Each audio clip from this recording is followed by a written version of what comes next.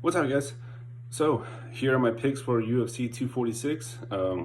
Last week I uploaded the video of Conor versus Cerrone, and it was one video specifically where I broke down that entire fight. There's a link in the description of this video that will take you to that video. My pick is Conor by KO TKO round 2, but Cerrone could very well win that fight if he takes it to the later rounds, and so I wouldn't be super shocked. I'm like 60-40 Conor, but Cerrone could easily pull an upset. So check it out. But officially my pick it's Conor KO TKO round 2. So the next one, it's Holly Holm and Raquel Pennington.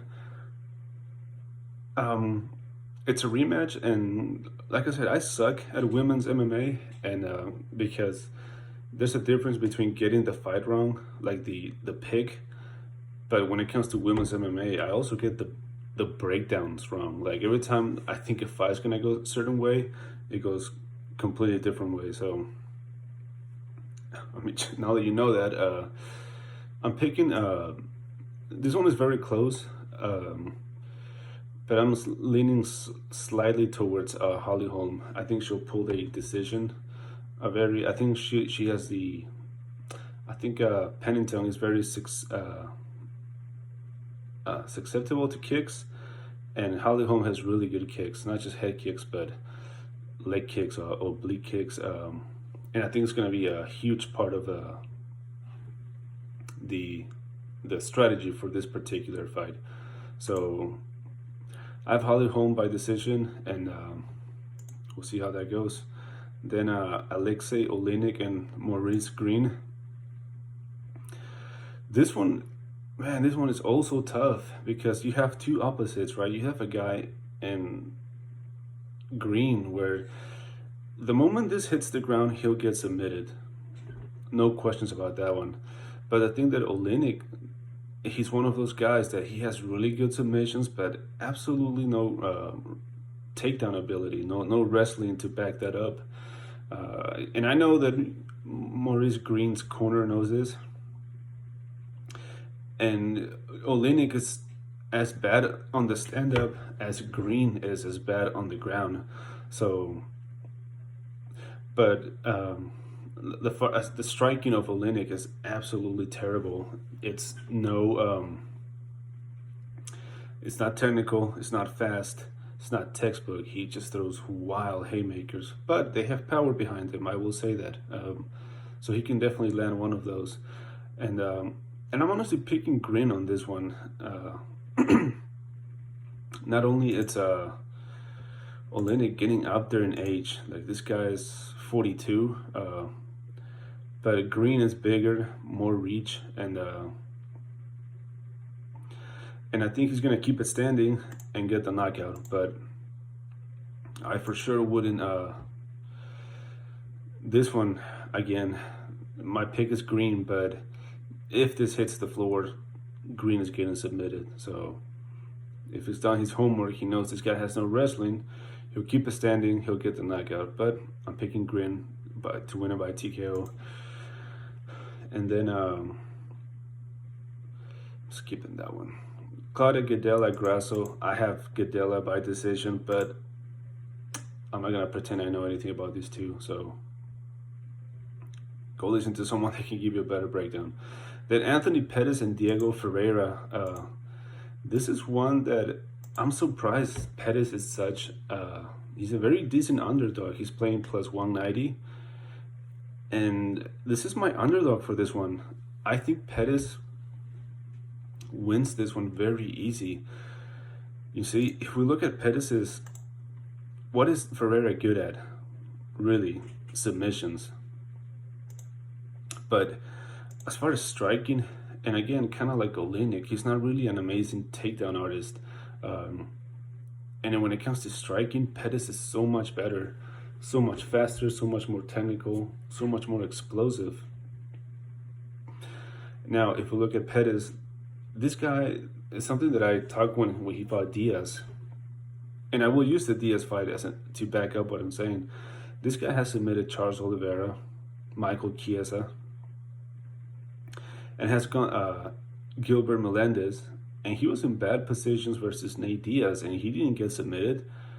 So, do I see Diego Ferreira winning by decision? I don't. Do I see him winning by knockout? I don't either. And he's pressured. It's not like Nate Diaz. So, I actually have Pettis winning this one by KO TKO. And I mean, yeah, he's my underdog on this one. I'm actually putting money on him. So, Pettis, KO TKO, round one. Then Macy Barber versus Roxanne Modafferi. On this one, Macy Barber, man, she has, other than her second to last fight versus who was it? Who was it that she fought? That she struggled the first round, but only the first round. It was JJ Aldridge. Besides that, everyone else she's fought in the UFC, she has absolutely steamrolled through them. Her last fight versus Jillian Robertson was supposed to be more competitive, but it wasn't. It was an absolute, one-sided beatdown. And I think it's going to be the same thing, this one versus Modafferi. I think Macy Barber she's super young, she looks super motivated, and you can tell that every single fight she's getting better and better. And I see another steamroll on this one again. I think she wants to go and prove the point that she's the next champion or whatever. I say if she runs through Modafferi the way she's done to everyone else, give her either a number one contender or whatever. But I have Macy Barber, KO TKO, round one. I actually have a lot of finishes this event, so we'll see how that goes. And then Andre Fili versus Sodiq Yusuff. Another KO TKO round one on this one. I have it on Sodiq Yusuff. I think he is everything better. I think he's faster. I think he's more technical. I think he's more explosive. I think he has more power in his punches. And Andre Fili really, I mean, if you watch his last fight versus Moraes, a lot of people don't like saying he was, win until he lost or lose until he won, but I use it all the time. Moraes was actually landing the kicks and doing way better than Fili up until that one head kick that messed up Moraes. And Moraes, if you compare his explosiveness and technicality, it is nowhere near the same as Yusuff. I think Fili has a slight size advantage, both the height and the reach, but everything else, like I said, explosiveness, technicality, power goes to Yusuff, and I think it's going to play into this fight. And I have Yusuff KO TKO round one. Haq Perez versus Drew Dober. I have Haq Perez all the way, man. Submission round two. I think round one would be competitive when Drew Dober is full of energy and might be able to stop a few takedowns. I will say though, I give Dober his well-deserved puncher's chance because the guy has knockout power, but I see this fight playing very similar to Drew Dober versus his loss versus Beneil Dariush, where the grappling and the pressure of Haq Perez is going to make the difference. Like I said, I think round one will be competitive and Dober will land maybe a few kicks, a few punches, but I think he's going to be pretty worn out by the end of round one. And like I said, repetition of the one versus Dariush. I think he gets submitted round two.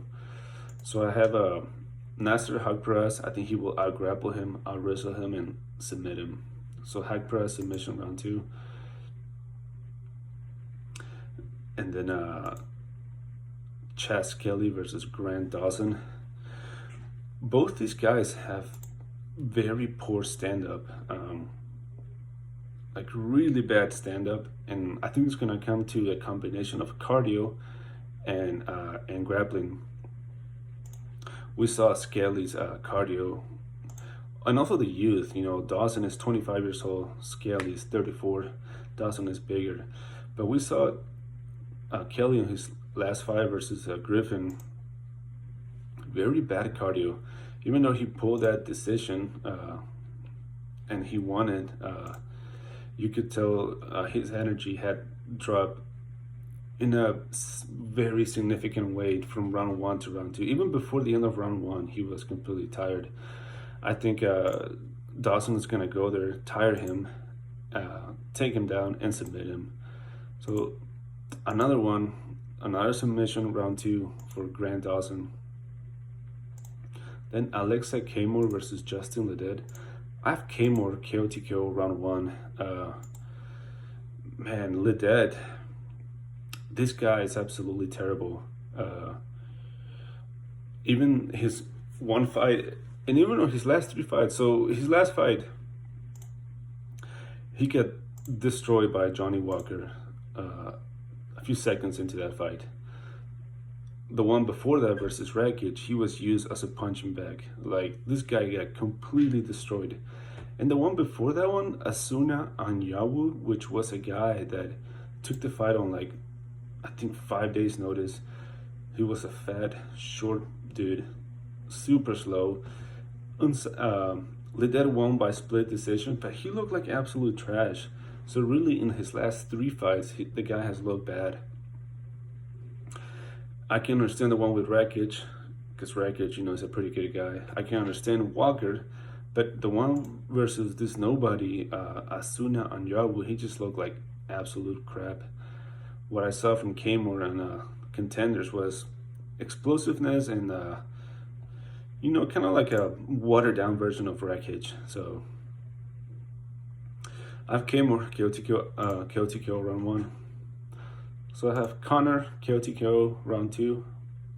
Cowboy could surprise though. Holly Holm by decision, but Pennington could surprise as well. Green KO round one, but if this hits the floor, he'll get submitted. Gadella by decision. Pettis KO round one. Barber KO round one. Yusuf KO round one. It's a lot of finishes, man. Hec Perez submission round two. Dawson submission round two. Alexa Kamor KO round one. And that's it, guys. Let's enjoy the fights. Have a good one.